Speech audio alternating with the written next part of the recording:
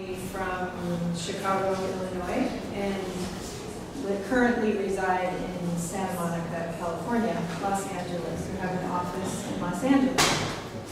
And sorry about the PowerPoint display, but you'll get to see the second screen, or what's coming up. We call it in Japanese sakidori, or what's to come. You'll get to see the second screen. So my company is called Art Travel by Alene, and my aim is to connect art world fans and philanthropists and museum groups and people who are generally really interested, or not even generally, but very passionate about art, to Japan, as well as to other parts of the world. I'm a Japanologist, they call it, or a Japanophile. And you can see here, I have been working with art institutions, museum organizations, since 2002. So for now, what's that, 16 or 17 years. I lived for 4 years in Japan and studied Japanese, and have Japanese level or proficiency of college students, basically. I can read and write. Have not attempted, or I've attempted Chinese, but that's more difficult actually to me. So here we have, I'm a tea ceremony student. So I practice Japanese tea ceremony, you may be familiar with. And then some photographs here are of some of my clients. I've worked with the Art Institute of Chicago, you may know, as well as the Solomar Guggenheim Museum in New York, Royal Academy of Arts, Tate Museum, the Getty Research Institute. Here's the Getty Research Institute, and then Mingei International. I've been working with institutions, particularly in putting together specialized or customized trips to Japan. I also do a lot of studio visits here, and in this second slide. Here are some photographs with some of the clients and artists that I've introduced my clients to: collectors, philanthropists, and museum trustees. So you may know Yoko Tadanori. I don't know if you've heard of him, a Japanese contemporary artist. Here we have a textile artist named Reiko Sudo. She's very innovative with different kinds of fabrics, and some of her fabrics are on exhibit at the Victoria and Albert Museum and have been awarded. And then here to your left is actually the interior of Terada, this warehouse you see here. This is with a collector, Daisuke Miyatsu, who is a Kusama Yamagori. Yeah, there's your warehouse. So Miyatsu is a collector. He worked as a businessman, just as a general, what they call in Japanese a salary man, and has collected the likes of Yayoi Kusama, Andy Warhol, Saiko Chang, with a budget every year as a young collector. And now he educates Japanese about becoming a collector. It doesn't have to be necessarily on a very large budget. And so this is at Terada Warehouse, which is they're represented over here on the left. They help with housing collections. So, I'm sorry for my grammatical mistakes. Are you familiar with this image? Yayoi Kusama's pumpkin. This is one of the landmarks now on Naoshima Island in Japan. It's on the inland sea. And today I'm going to talk about some very specific projects that have been undertaken in Japan and that have helped with the revitalization of communities and with further an increase of international visitors, particularly Asian visitors from all over Asia, are now one of the largest numbers of international visitors to Japan, as well as Europeans and North Americans. So the issue, so Japan has, as many of you may be familiar, what has spurred the art projects and site-specific art and architectural projects is the result of Japan's post-war industrial and economic growth, particularly in the Naoshima Islands, which I'll give you as an example. The inland sea is was historically a big industrial production area.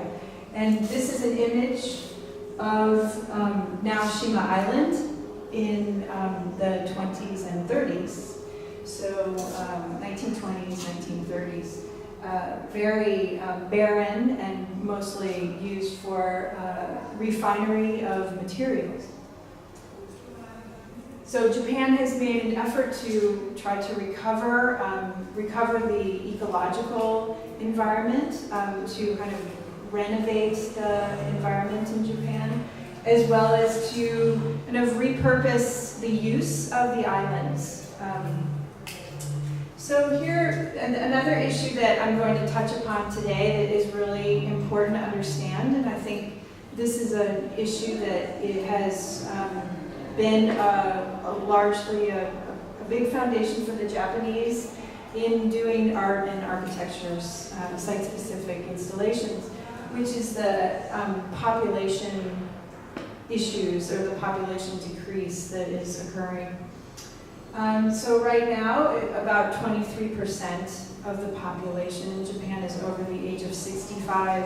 The Japanese population, for example, China is now 1 billion, whereas Japan is only about 10% of China's population, about 125 million, and which is also now a third of the United States. The United States is now over 300 million.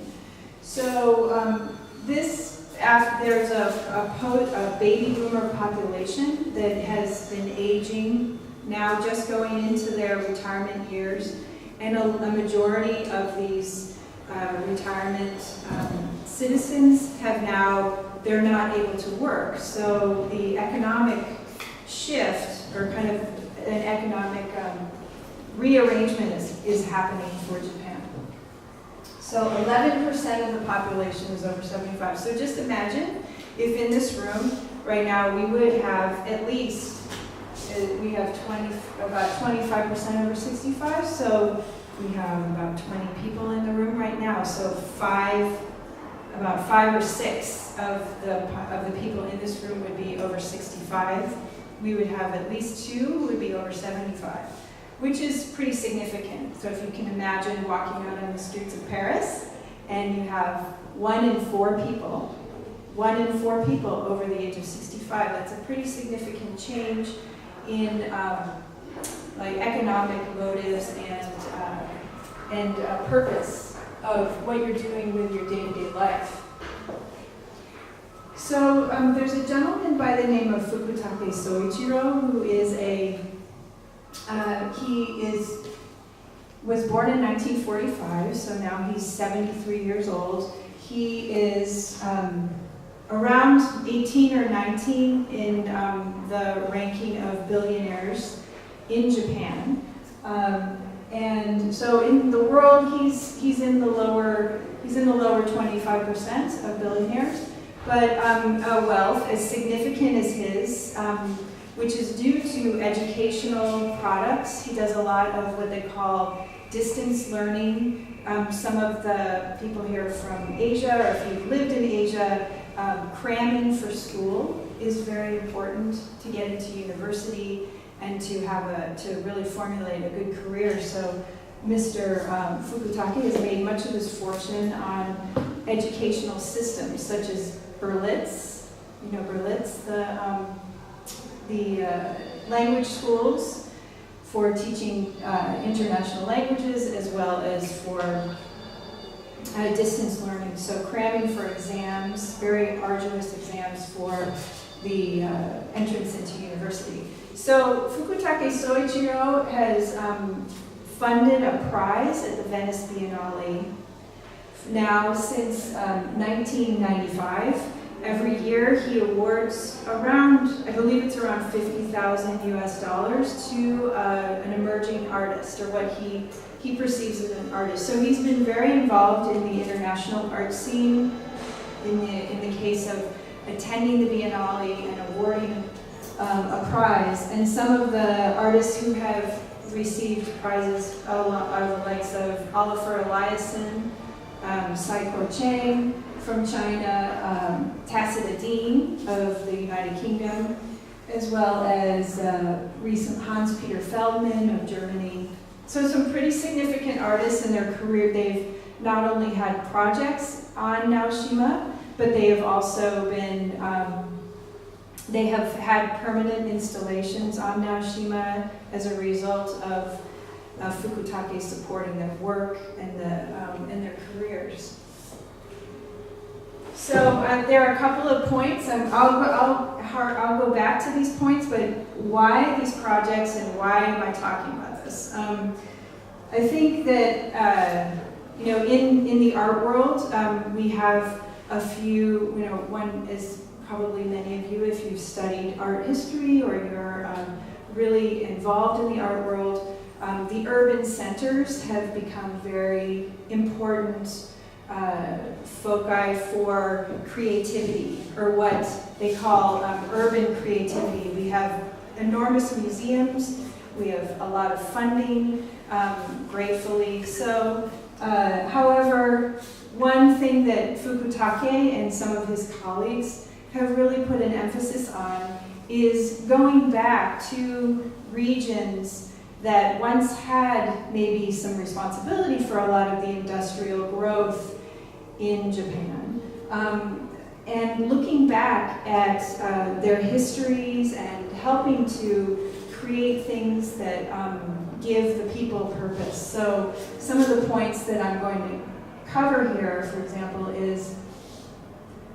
we have here the first point, rediscovering a way of life that has survived modernization. So as many of you know in your own countries, that urban life is always changing and morphing, and we have architectural projects and development and all sorts of exciting technological advances. But back maybe where you were born or raised are smaller communities that still survive on agriculture as well as everyday practices that we somewhat have lost sight of. So what Fukutake is putting an emphasis on is looking back at these ways of life and kind of bringing them back into our awareness. That's something super important.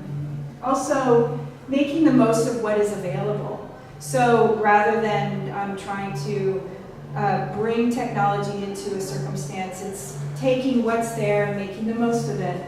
Also, on the very top here, one of the other important points I'm going to make or emphasize is bringing smiles to the elderly and purpose to the youth of the areas.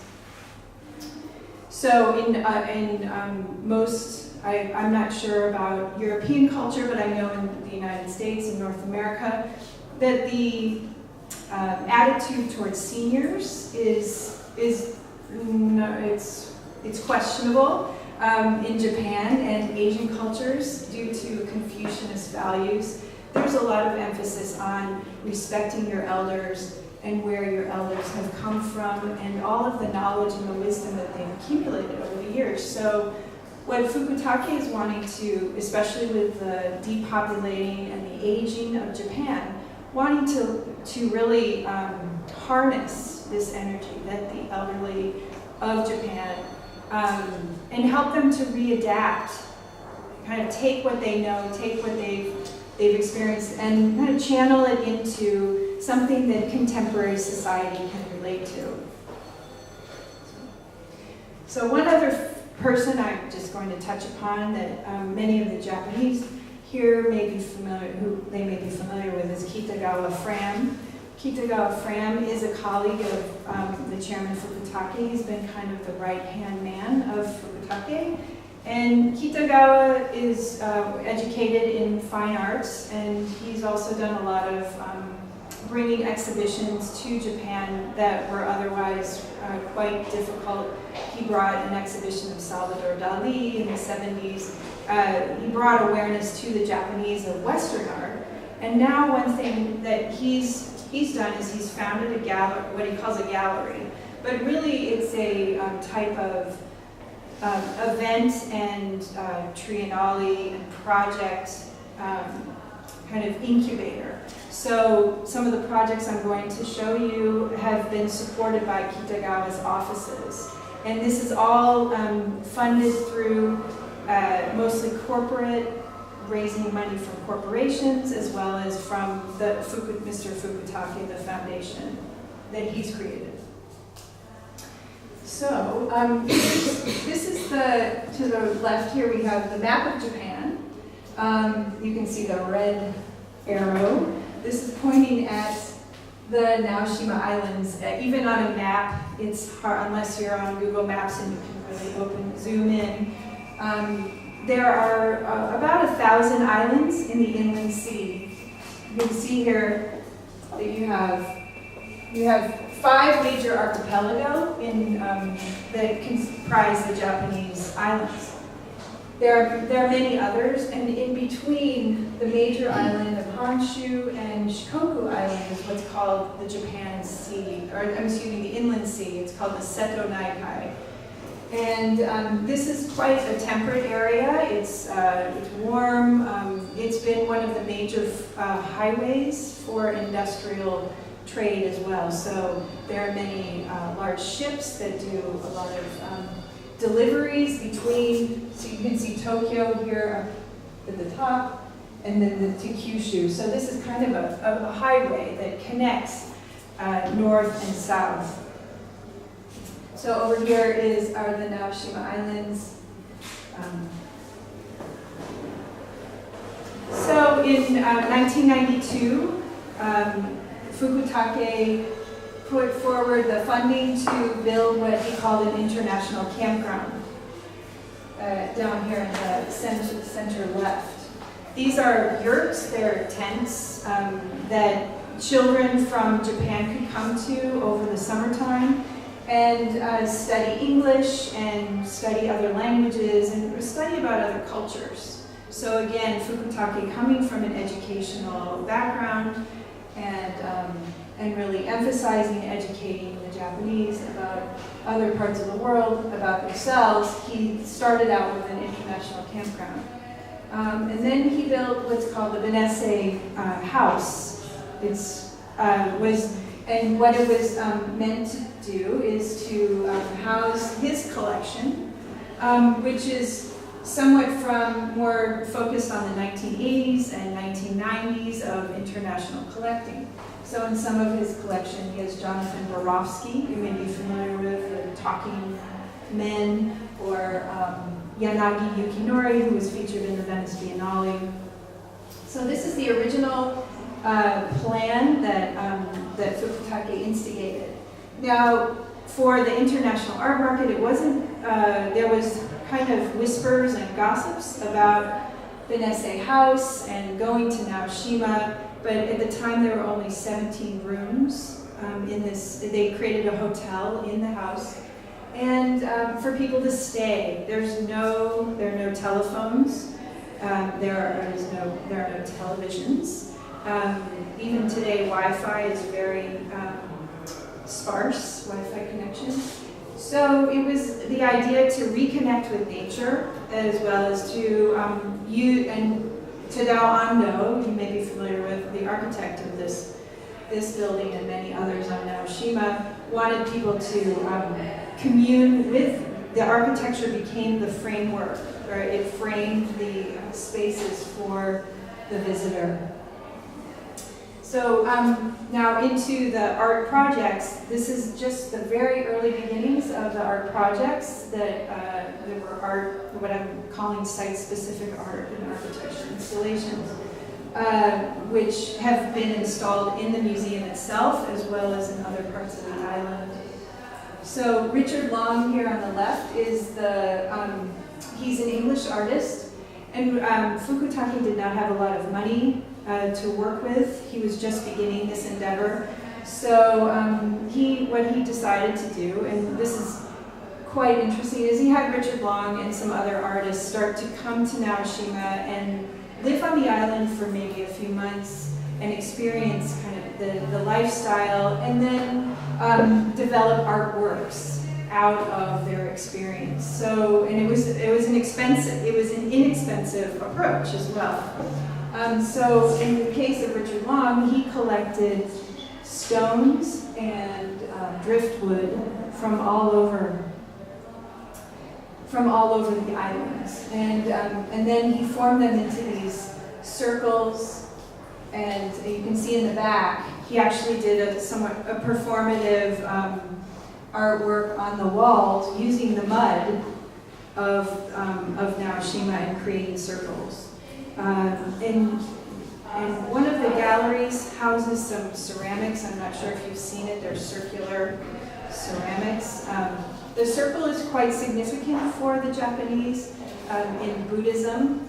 And I'm not sure about other parts of Asia, but most likely the influences come from Chinese Zen or Chan practices. But there's this practice of writing a circle as a way of exhibiting one's enlightenment, that just the practice, the focus of writing the circle. So Richard Long took that idea as well into practice in his work. So again, that became a permanent part of the collection. Now, a few other examples are the Naoshima house projects. So the local houses on Naoshima Island, some of them were in quite poor shape, dilapidated, and he worked with the local residents to rent, or mostly rent, the space from them, as well as renovate the artworks. This is an old, I believe they were like wholesalers for salt, or for, they were one of the wholesaling businesses. So in Japan you have a lot of merchant businesses that would be like intermediaries. They would take in products like seaweed or salt, or certain types of fish, and then sell it out to the community. And this is a project inside of the house project. It's called Sea of Time by Tatsuo Miyajima. Tatsuo Miyajima is a pretty significant international artist from Japan. He's in most major museum collections. But the significance of this work, and maybe this will just whet your appetite to go, but the significance of this work for Naoshima particularly is that so can you imagine, your grandmother's parents talking to them about, hey, how about your neighboring house? Why don't we put a contemporary art installation in the house next door? They're no longer there, they've passed away, let's see what we can do with it. But not understanding contemporary art and what it can do for people's minds and awareness. So Fukutake and his staff had to negotiate with the public, the local residents, and what ultimately became of this work is that Tatsuo Miyajima worked with 50 residents from the community. He had them chosen through a type of lottery. And then he works with LED numbers that move, and they cycle between 1 and 9. So each of these small LED, these are numbers, the little lights you see. They cycle 1 through 9, and they're different colors. He had each resident choose a calibration. They calibrated the numbers so that it would might go slowly, might go quickly, kind of at a moderate pace, And the significance of this, again, it harkens to Buddhist philosophy around kind of the pace of life, the what they call carry water, and kind of walking well and staying in the moment in this life. So this has the people's footprint, basically, the residents' footprint. And it's managed by local residents. So if you go for admission, there might be a neighbor who is taking tickets and managing it for the time period that it's open each day. So the Chichi Museum is another project that was that came later. Now, again, I mentioned in the initial projects started in the 1990s. By 2000, a lot of international art market, art world people, and in general, word was spreading about Naoshima, but Japanese were not very familiar with Naoshima. So I would talk to, I'm taking a group to Naoshima, I'm visiting Naoshima, and they're like, Naoshima, I've never heard of this. And I said, well, Mitsubishi Refinery used to be there, or it's still there today, but this was dilapidated, heavily polluted, extremely polluted. So the Japanese have kind of shut this area of Japan out of their minds, out of their consciousness. So, and then in the meantime, Fukutake collected one of, actually 5 works of Monet's, of his Water Lilies series that, has the greatest collection here at the Orangerie. And there was a dealer that came forward, or actually it was the foundation that came forward with some unfinished, what they thought were not as worthy as maybe Leo Rangerie's paintings, and those came up for auction. They're pretty significant works when you look at them closely. I mean, I'm not a Monet specialist, so I don't have as discerning an eye, but the point is that Fukutake wanted to create a sacred space for artworks, and he saw Monet as embodying a universality that all of us could really connect with. So rather than the church or the temple being the place for us to go for that type of spiritual food, that he was going to create a kind of chamber for people to go and really communicate just by visiting Monet's work and some of the other works in Chichu, to really have a sacred experience. And also Japanese, as art goers, are not as the concept of art is a very new one. The historiography of art has just started in the late 19th century, and so the idea of experiencing art versus going to a gallery and going from piece to piece and reading the information, the idea here, and that was very appealing to the Asian visitor population, was this idea of experience, of really embodying what was here. Another important point of the Chichi Museum, if you can see this image, is that a majority of, almost all of the museum is underground. So Chichu means buried in the ground. Chi is earth, and Chu means inside. So the interior of the earth. So, and you're meant to kind of navigate through this experience of viewing Monet, as well as some of the other pieces in this museum are James Turrell. There are 3 James Turrell works, as well as Walter de Maria, an American artist. So, and then I'm going to kind of veer off from the Naoshima Islands as quickly as possible. There's so much material because This project has been going on now for nearly over 30 years. It's just beginning to reach its like high point of being organized and really taking in international visitors as well as Japanese visitors.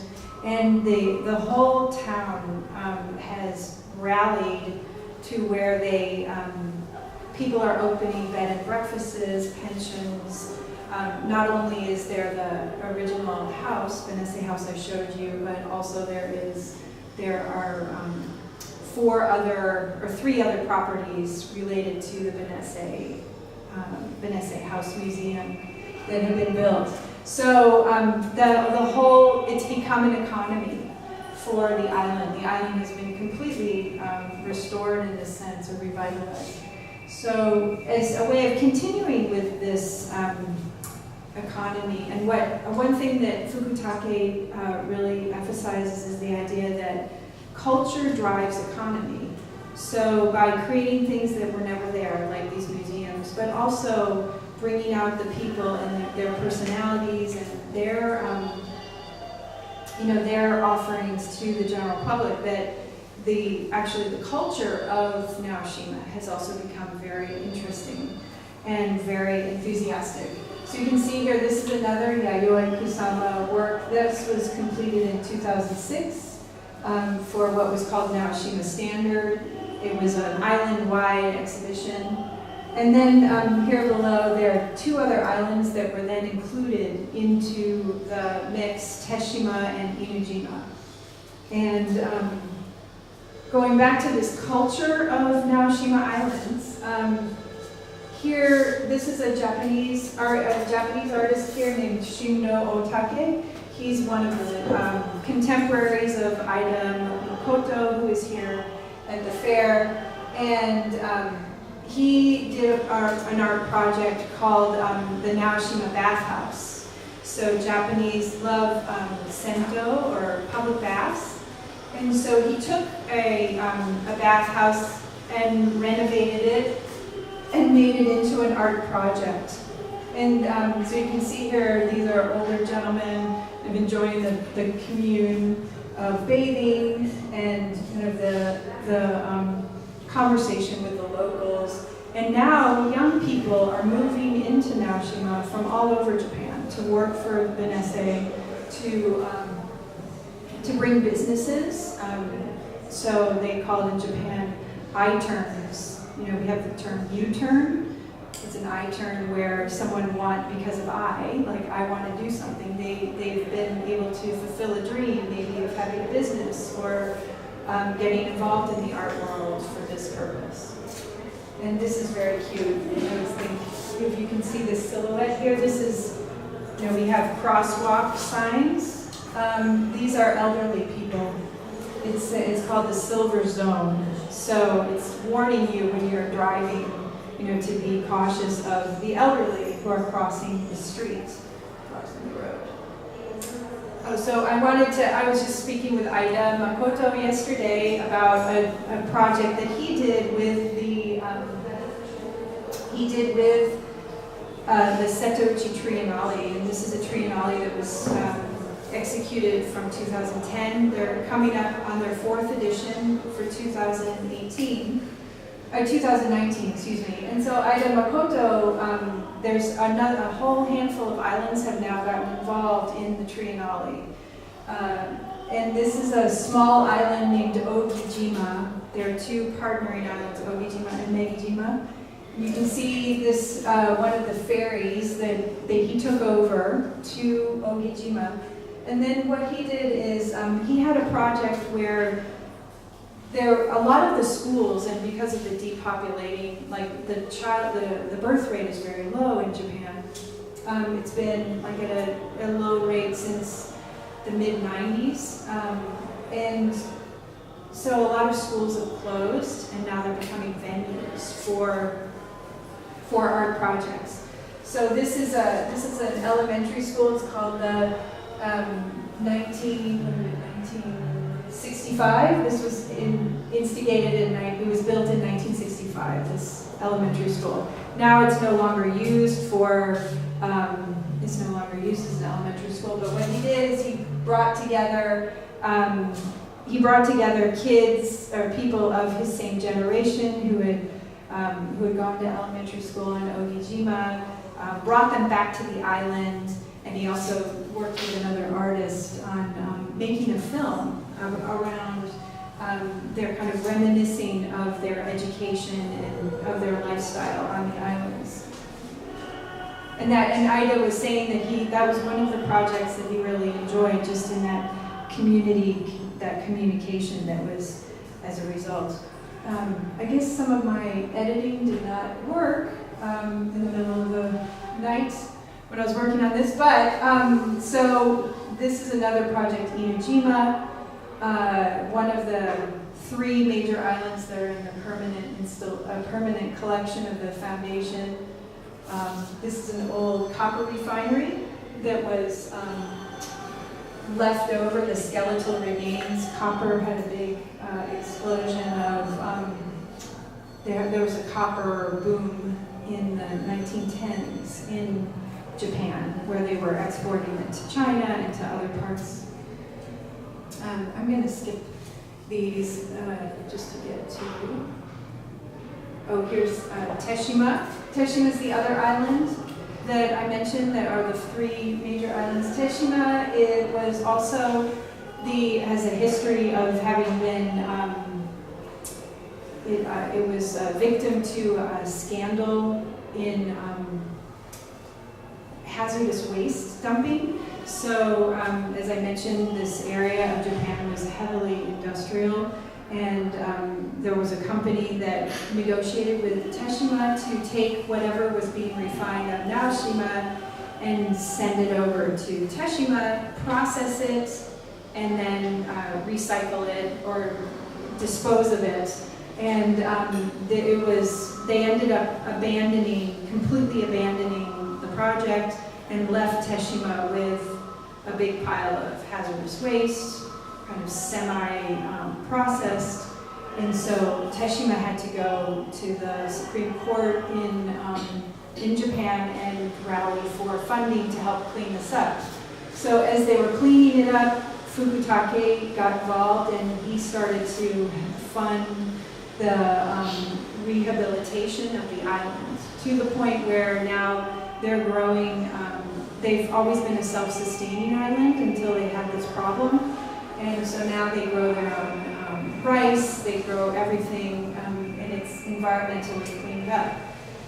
And Teshima Museum here, I use the word museum because that's the literal translation, but these are, again, collaborations. This is a collaboration of an architect and an artist that is a sublime experience for the visitor. Okay, how am I doing on time? Sorry? How am I doing on time?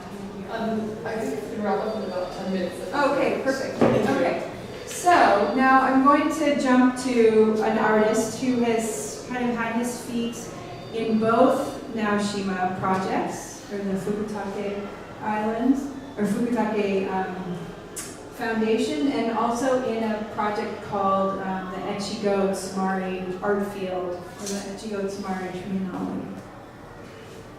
Christian Boltan, and he's Christian Boltanski, you know, French Paris-born artist, now 74. And he has been involved, he created an installation on the island of Teshima, the one I just mentioned, that's called the Heartbeat Archive. And one of the things that Christian Boltanski emphasizes is the memory, our memory of one another and the memory that we want to leave behind. And so what he's done is, and he was doing this as well in Paris and other parts of, he was involved in a project in Seoul. So leading up to the Heartbeat Archive establishment in Teshima, he had heartbeats collected at exhibitions. So I believe there was one in Paris at the Cartier Foundation where you could go and record your heartbeat. And so some of those heartbeats are here now in Teshima. And also all the visitors who go to Teshima, you have to make the journey.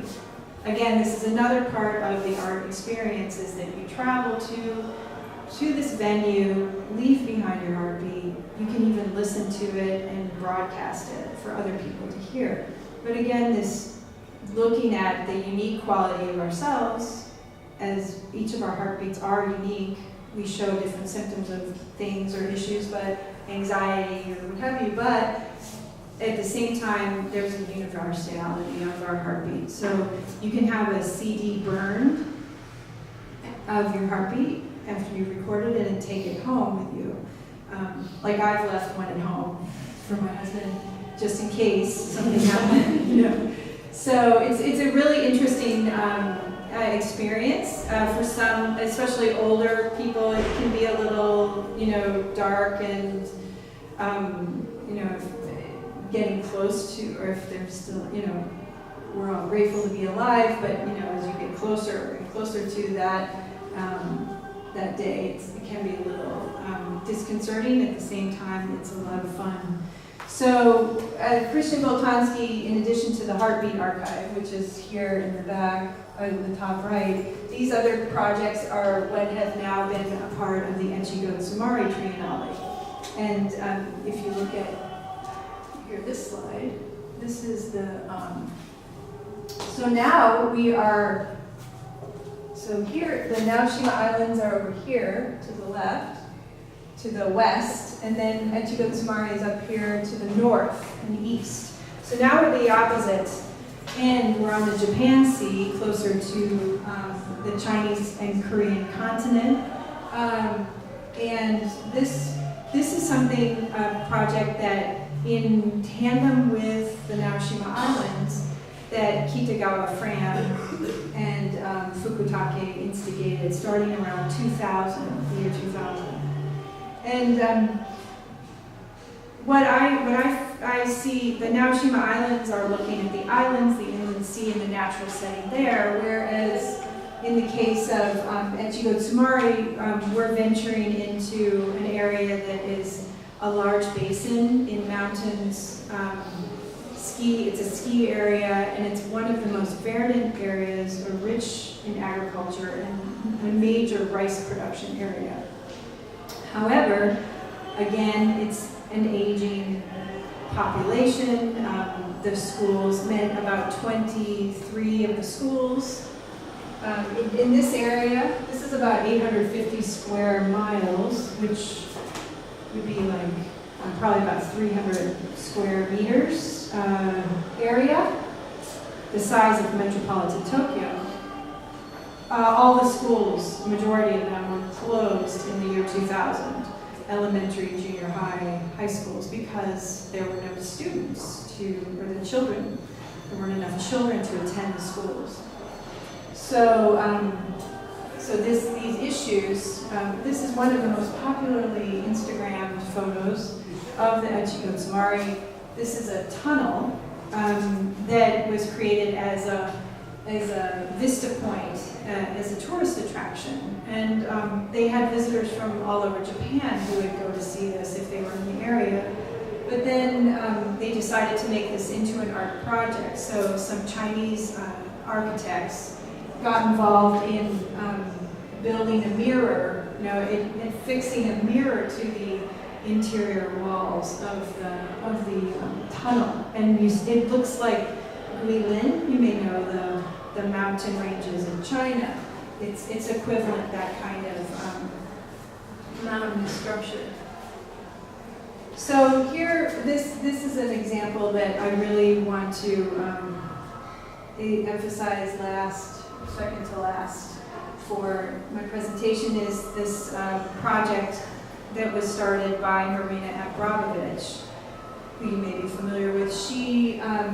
So here we have, again, it's a basin, a large basin area, very mountainous in Niigata, terraced rice fields, which is somewhat rare for even parts of Japan. And this couple here, Marina Abramovic came, she was invited to come and participate in the start of the Tsumari Triennale. And she looked around at again, another issue is abandoned homes. So people still may own the land and the house, but they don't have the family members. They've moved to Tokyo to work, or the young generations have moved out and are kind of making their way economically, financially in the urban centers. So Marina Abramovic looked around and found this home that was in the hands of this elderly couple here. And you can see.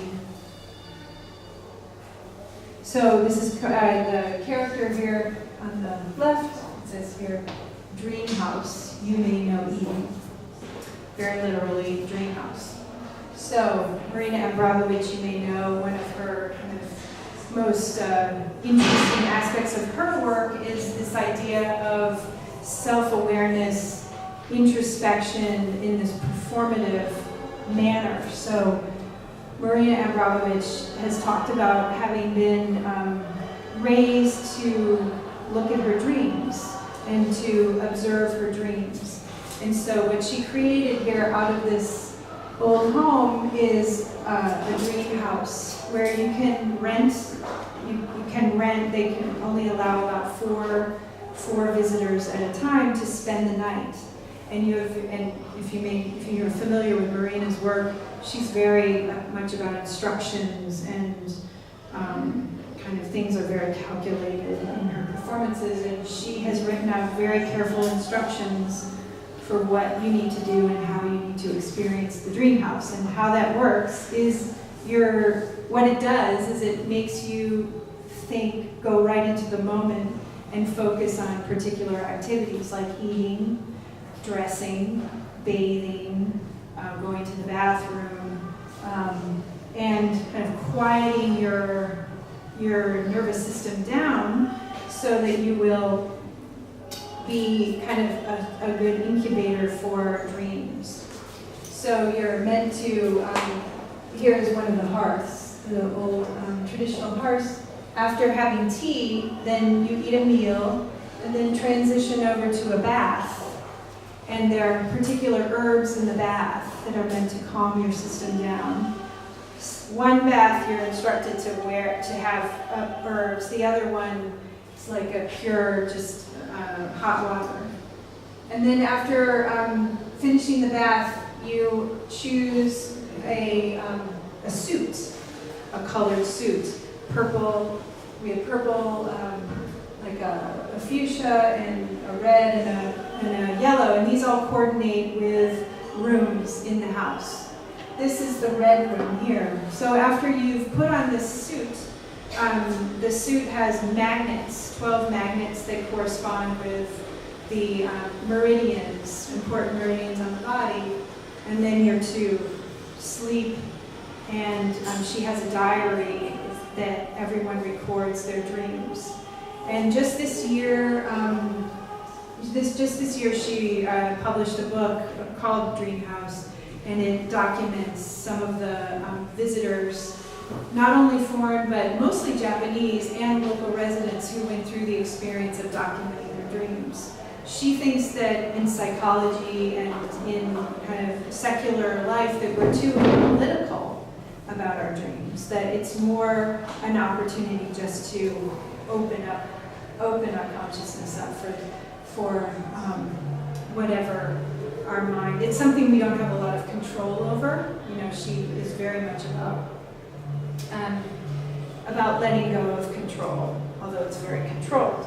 So the beauty of this project was that in 2011, you may know Japan experienced a very intense earthquake and tsunami disaster, March 11, 2011, and the dream house was very badly damaged, and it had been used for each triennale since 2000, but the people of the village, it's in a very small village that comprises of maybe 50 to 60 people, because all the villages are in the area are very concentrated. And they decided that they would volunteer to they would renovate it and to rehabilitate it and to continue using it. So it became something that it's in the possession. It's not Marina Abramovic as much as it represents the people. And then last, this is one last project is here. This is a Japanese architectural firm that brought together all of its interns to carve. It's called Dappanoye, like it's like whittled away at. It's been whittled away. Every inch, every beam, every cross beam has been done in this motif-like pattern. And again, because of the depopulation of Japan, that these community houses were not they were no longer being used. Now this has been repurposed as an art site as well as for people to stay when they visit the area. So that's the conclusion of my presentation. Here is me out in the bamboo forest cleaning up and digging up bamboo shoots. You may know of this very famous bamboo forest in Japan, in Kyoto. Now we're jumping over to Kyoto, but so this again, the emphasis I wanted to place on this presentation was that the urban centers and the creativity of the cultural centers are very important, but to see how art and architecture has been used specifically to really bring these communities back to life and bring a lot of us back to life in terms of those things that we may no longer have in our everyday life that have still survived despite modernization. So, thank you.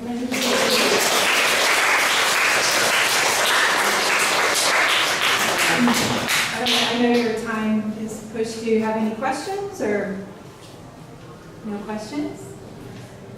We want to go there. You want to go there? Good. Yeah. Well, I do coordinate trips and to the islands and to the Triennale and to all parts of Japan. So People do have in mind that it would take like ages to prepare and plan it out, Right. such a trip. right. Can we have, maybe insight on a very pragmatic level? I mean, how long should anyone, plan this up? Everyone would dream about that. Right. And I often can hear, even from collectors here, Right. oh my God, I need like one year of planification. I mean, Yeah, I think that actually 1 year, 9 months to a year of preparation is helpful. It's not difficult to go to Japan spontaneously, but at the same time, language barriers as well as wanting to see very specific things. So that's something that I specialize in, is really helping people break down exactly what they want to do, what they want to see, curating it. I call it curating experiences for people so that it's a reflection of them as well as becoming a cultural experience. So, right now, Japan, they're getting ready for the 2020 Olympics and are very excited, and they're also pushing for more and more tourism to the point where there will probably be at least I know this year they had 35 million foreign visitors, whereas 10 years ago they had 10% of that. They had 3 million international visitors. So it's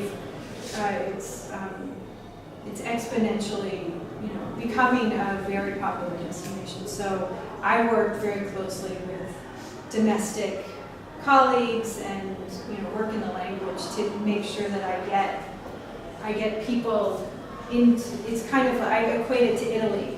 Trying to travel in Italy because it's always so many people want to go to Italy or Paris, to come to Paris, to come to France. Same idea. So yeah, but six months is on the edge.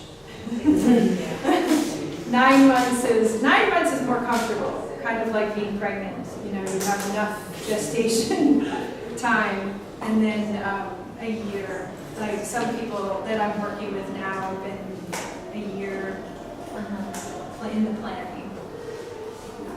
Does that help? Yeah. Okay. Yeah. Thank you. Yeah. It's a specific question about the Shima. There is this project of Nishizawa. Yes. And I was wondering if you know some details about the project, Yes. the architecture and the artwork, because it's such a compatibility. It's incredible, yeah. That I was wondering how was the match. Oh, it's a great question. So Teshima, real quickly, this is what I call the Holy Grail. The Holy Grail. It's one of the Holy Grails of art, the art world, I believe. It's right here. This is just one photograph. I have some other photographs I can show you if you're interested.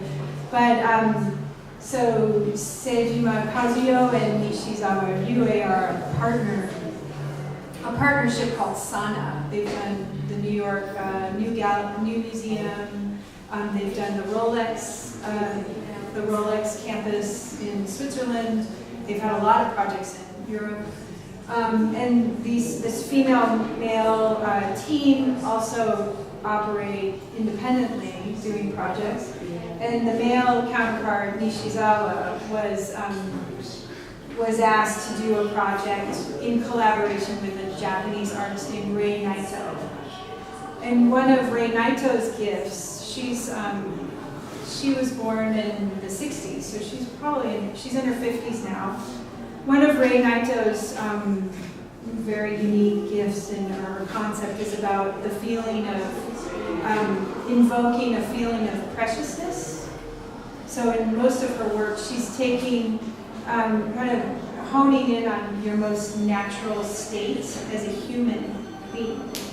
So what she did in collaboration with Nishizawa Yue, was create this open space within which you have an experience of really connecting with your own kind of natural preciousness.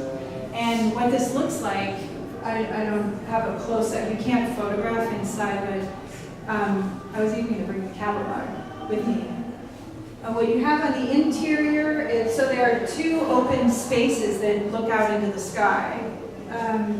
They're open. There's no coverage. So if it rains, it rains. If birds, animals come in, they join the party. And what the visitor does is come in. It's absolute silence. You're in your socks or your bare feet. You have to take your shoes off. And when you enter into this kind of bubble, there's a direct, like an immediate connection to what they call in Japanese aesthetics a pregnant pause. A pause of just being right in the moment. While at the same time, what Rei Naito has done is she, underneath the surface of the floor, has created a water device. There's a pool of water that exists under the floor, and there are holes in the flooring. So the water is through the siphon technology is pumped up into these little holes, and this water is running naturally throughout the piece. So as you're walking on the floor, it's like looking at raindrops, water droplets. So these water droplets start to merge with each other, and then they separate, and they come back together, or they disappear into another hole. And so this experience of like focusing in on the water and being in this quiet space just brings people right into it's a very special kind of what Rei Naito coins is your preciousness. Thank you for bringing that up. Yes. Sorry. Okay, no. Okay, if you have any more questions, I'm happy to talk with you afterwards. Thank you so much. Thank you.